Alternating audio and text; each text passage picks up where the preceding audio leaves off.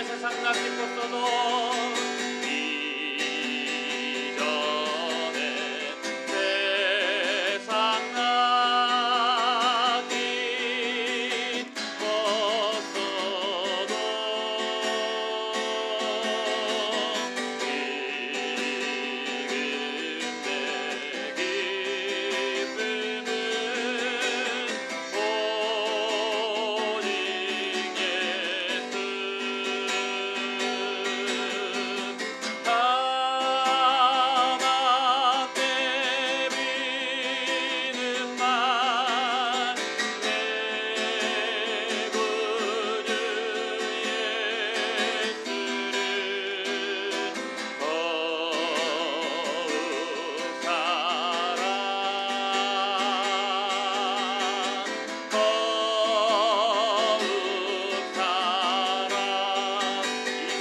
떠날 때 이 세상 떠날 때 찬양하고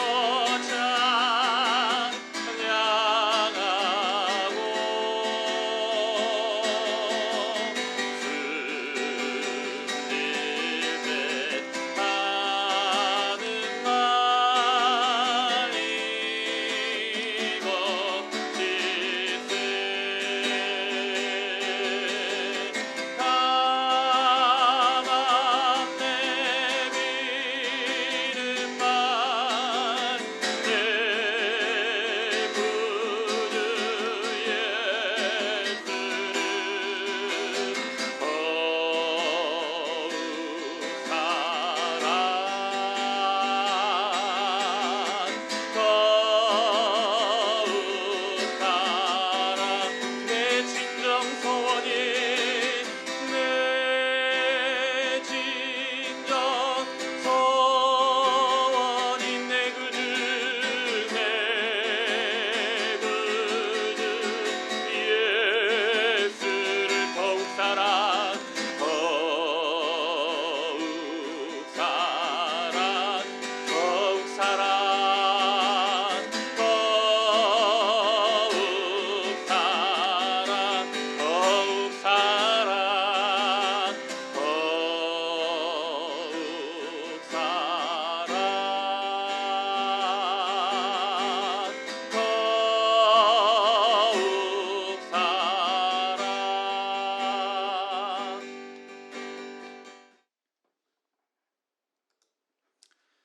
우리가 주일에 계속해서 마태복음 강해 8복 중에서 이제 두 번째 애통하는 자는 복이 있다 말씀을 들었는데요. 우리 마태복음 5장 4절 말씀 우리 한 구절인데 우리 다 같이 한 목소리로 우리 한번 다 같이 읽어보도록 합시다. 시작. 애통하는 자는 복이 있나니 그들이 위로를 받을 것이며. 아멘. 세상은 웃는 자가 복이 있다라고 하죠. 그렇죠. 뭐 우는 것보다는 웃는 게 좋으니까요. 그렇죠. 그런데 예수님은 이 우는 자가 복이 있다라고 말씀하세요. 우는 자가. 그래서 애통하는 사람이 무엇이 행복하다는 말인가? 그것은 무엇이냐면 바로 예수님이 말씀하시는 행복은 다른 어떤 것이 아니다라는 것이에요. 피상적으로 힘들어도 얼굴에 막 미소를 띠면서 가식적인 그런 것이 아니라 하나님이 주시는 불멸의 행복을 말씀하고 있는 것이죠. 그래서 이 우리의 마음 가운데 심령이 애통하는 것을 말씀하고 있는 것이에요. 첫 번째 팔복에서 첫 번째가 심령이 가난한 자는 복이 있나니 천국이 그들의 것이며, 그리고 두 번째 애통하는 자는 복이 있나니 라고 말씀하고 있는 것이죠. 그래서 이 애통이라는 것이 무엇인가 우리가 주일에 살폈는데, 첫 번째로 이 애통의 의미를 보게 되면 애통이란 무엇이냐라는 것이죠. 한마디로 거룩한 슬픔이다라는 것이에요. 거룩한 슬픔. 이 거룩한 슬픔은 거듭난 하나님의 자녀만이 가지는 슬픔이다라는 것이에요. 이 애통이라는 원어적인 의미를 잠깐 이렇게 설명해 드리면 펜데오라고 해요. 펜데오. 펜데오라는 이 말의 의미는 뭐냐? 심히 근심하며 고통스럽게 슬퍼하는 것이에요. 심히 근심하며 고통스럽게 슬퍼하는 것. 그래서 이 애통을 성경에 나타나 있는 것으로 한번 찾아보면은 창세기 37장 34절에서 보게 되면은요, 바로 요셉이 죽었다는 소식을 듣고 나서 아버지인 야곱이 애통해합니다. 그때 이 단어가 사용되어지고 있어요. 그러니까 아버지가 이 요셉이 죽었다는 소식을 듣고 그 아버지인 야곱이 아파하는 그 아픔이죠. 자식이 죽었을 때 오게 되는 그 아픔이라는 것이에요. 그러니까 심히 근심하며 고통스럽게 슬퍼하는 것이 바로 애통이다라는 것이죠. 그래서 오늘 본문에서 말씀하는 이 애통은 무엇이냐, 팔복에서 말씀하고 있는 것은 우리가 당하는 최고의 슬픔인 것이에요. 최고의 슬픔. 우리가 당하는 최고의 슬픔인데, 이 야곱은 그래서 이 애통스러운 자신의 감정을 나타내기 위해서 무엇했냐면 자기 옷을 찢었죠. 허리를 굵은 배로 동였어요. 그러니까 스스로 주체할 수 없는 극심한 슬픔을 나타내는 것이에요. 그러니까 이 슬픔을 이 예수님 믿는 자가 거룩한 슬픔으로서 가져야 된다라고 말씀하고 있어요.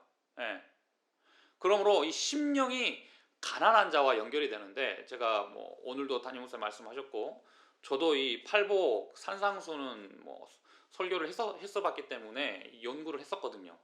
연결이 되어졌어요. 연결이 되어졌어. 심령이 가난해져야만이 무엇하느냐, 하나님의 은혜로 말미암아 그 애통함을 느낄 수 있는 것이에요. 그래서 애통이 나오는 거거든요. 먼저 우리 내부적인 변화가 일어나는 것이죠. 그래서 이 심령이 가난한 필연적으로 애통하는 자다. 그래서 자기 욕망, 뭐 자기 사랑, 자기 의로 살아가던 죄인이 하나님을 만나게 되면 자신의 진정한 이제 참 모습을 발견하면서 아파하는 것이죠. 근데 그 아파하는 게 그냥 슬퍼하는 게 아니다라는 것이에요. 이 오늘의 의미를 보게 되면 극심한 근심과 고통스럽게 슬퍼하는 것이에요. 그러니까 우리가 이 주님 만날 때, 그 회개할 때 나타나는 그 슬픔 있잖아요. 울며 통곡하며 막 여러 가지 모습으로 나타나는 그 슬픔의 모습, 이게 바로 애통이다라는 것이에요. 그래서 이 심령이 가난한 사람은 자연스럽게 애통이 묻어난다라는 것이죠. 그래서 이 거룩한 절망은 거룩한 슬픔으로 이어지게 되는 것이고, 그래서 이 애통은 죄로 인한 그러한 슬픔을 말한다라는 것이죠. 그래서 이 애통하는 자는 어떤 사람이냐, 두 가지가 느끼는 사람인데, 첫 번째는 뭐냐, 자신의 죄로 인해서 슬퍼하는 사람이에요. 자신의 죄로 인하여서. 하나님을 만났을 때 어떻게 되나요? 바로 자신 안에 가득 차 있는 더러운 죄악을 보게 되는 것이에요. 하나님은 거룩하시잖아요. 구별되시는 분이시잖아요. 그 구별되시는 하나님이 나에게 찾아오게 되면 어떻게 되느냐, 이 더러운 죄악이 보이는 것이에요. 그렇기 때문에 무엇하느냐, 애통하는 것이에요. 아파하는 것이에요. 예수 그리스도께서 죽으셔야 할 정도의 죄의 심각성을 알게 되고 내 평생에 애통하며 살아간다라는 것이죠. 왜 평생에 애통해야 되느냐? 우리가 예수님을 믿는 그 순간에 새 사람이 됩니다. 그렇죠? 새 사람이 돼요. 이 새 사람이 될 때 에베소서에서는 이 옛사람은 이미 예수 그리스도가 십자가에 달리실 때 못 박혀 죽었다라고 표현을 해요. 그러니까 2000여 년 전에 주님이 오셔서 우리를 위해 십자가에 달리셔서 죽으실 때 우리의 옛사람은 죽었어요. 우리는 새 사람이 됐어요. 거듭났어요. 그런데 이 죄의 습관들은 여전히 남아있다라는 거죠. 존재한다라는 것이에요. 그래서 우리를 유혹해와요. 내가 옛날에 살아가던 삶의 방식 여전히 남아있어요. 그러니까 그 죄를 날마다 심령이 가난해져서 하나님을 만나고 또 하나님의 은혜를 받고서 그 죄의 심각성을 날마다 깨달아서 일평생 아파한다라는 것이에요. 그 죄 때문에.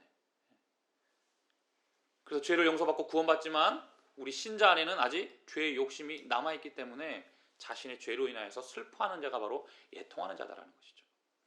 그래서 신앙생활을 하면 할수록, 신앙이 깊어지면 깊어질수록 하나님 앞에서의 애통이 더 깊어지는 것이에요. 깊어지는 것. 그래서 하나님을 더 깊이 만날수록 부패한 모습을 더 깊이 깨닫고 슬퍼하게 된다는 것이에요. 그래서 먼저 자기 자신의 그 죄로 인해서 늘 계속해서 슬퍼하게 되어 있다. 이게 애통하는 자예요. 애통하는 자. 두 번째 애통하는 자는 또 무엇을 슬퍼하느냐? 다른 사람들의 죄. 나뿐만이 아니다라는 것이죠. 나뿐만이 아니다라는 것이죠. 이 팔복은요, 이 나중에 쭉 가다 보면은 결국에는 이 잃어버린 영혼으로 향하거든요. 자신에서 시작해서 바로 밖으로 이렇게 나가는 그 팔복이 쭉 연결이 되거든요. 여기서 애통하는 자에서도 말씀하고 있어요. 다른 사람들의 죄로 인해서 또 슬퍼해야 된다는 것이죠. 이것은 무엇이냐? 쉽게 표현하면 잃어버린 영혼을 향해서 아파라는 것이죠. 잃어버린 영혼을 향해서. 예수님의 제자는 예수님처럼 죄 가운데 사는 자들과 세상을 향해서 애통하는 마음을 갖는다는 것이죠. 주님도 그러셨어요. 그래서 신자는 신앙이 성장하면 성장할수록 나만 생각하는 게 아니다라는 것이죠. 내 주의. 예수님의 마음이 더 많이 부어지기 때문에 눈물이 깊어지고 그리고 그 잃어버린 영혼을 향해서 나아가는 것이죠. 네. 여기까지 가야 애통하는 자인 것이고 그 애통하는 자가 바로 복이 있다라고 말씀하는 것입니다.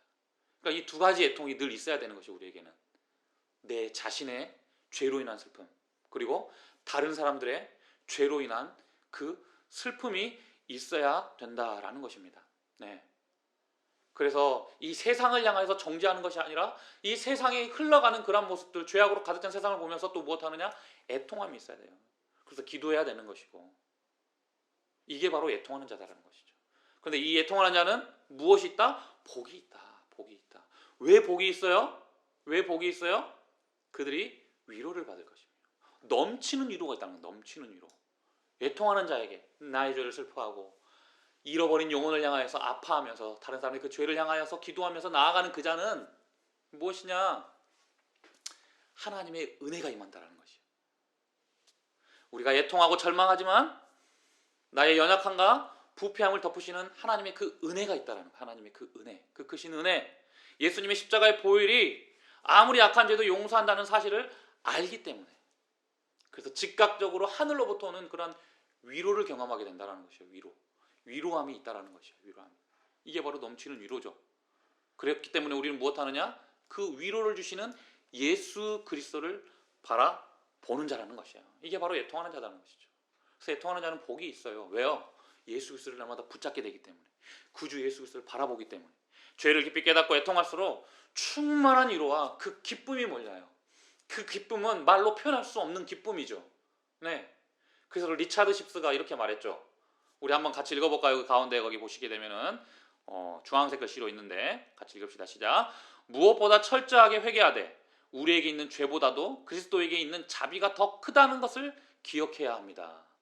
예수 그리스도의 자비가 더 크기 때문에 우리는 우리의 죄를 통해서 아파하지만 동시에 위로를 받으면서 예수 그리스도를 바라본다라는 것이죠. 그렇기 때문에 성도는 무엇이냐? 참된 제자는 이 세상이 아닌 예수에게 영원한 소망을 두는 자예요. 하나님 나라의 영원한 소망을 두고 살아간다는 것이죠. 그래서 주님 다시 오심을 기대하는 자예요. 주님 다시 오심을 기다리는 자예요. 그거를 바라보면서 애통해야 된다는 것이죠. 하나님께서는 모든 죄와 불의를 멸하셨어요. 또 하나님의 영광이 이 땅 가운데 가득하게 될 것입니다. 주님 다시 오시면 더 이상 죄로 인한 고통도 눈물도 없다라는 것이죠. 그것이 우리에게 위로가 된다라는 것이죠. 주님이 다시 오시면 믿는 자 믿지 않는 자 다 부활해요. 부활해서 믿는 자들은 무엇합니까? 새 하늘과 새 땅에 들어가는 것이에요. 죄 가운데 얼룩져 있는 이 모든 세상을 주님 다시 오시면 새 하늘과 새 땅으로 다 바꿔주십니다. 그럼 우리 그 새 하늘 새 땅에 들어가는 거예요. 믿는 자들은. 그렇기 때문에 우리의 영원한 소망이 그곳에 있기 때문에 이 땅 가운데 살아가면서 애통해 하면서 우리에게 위로가 동시에 임하는 것이에요. 그래서 주님을 바라보는 것이죠. 주님 다시 오심을 고대하는 것이에요. 그 주님 다시 오심을 기다리면서 우리는 우리의 죄 때문에 아파하고 그리고 다른 사람 그 잃어버린 영혼을 향하여서 아파하면서 그렇게 하루하루를 걸어가는 자, 그 자가 복이 있는 자고 그 자가 바로 예수님의 제자다라고 이 팔복에서 두 번째로 말씀하고 있는 것입니다. 그렇기 때문에 우리 모두에게도 바로 이러한 애통하는 자가 복이 있다. 그 위로와 소망을 가지면서 나의 죄로 인해서 애통해야 하고 그리고 또 다른 사람의 죄 때문에 또 애통해야 하는 우리 모두가 되시기를 바랍니다.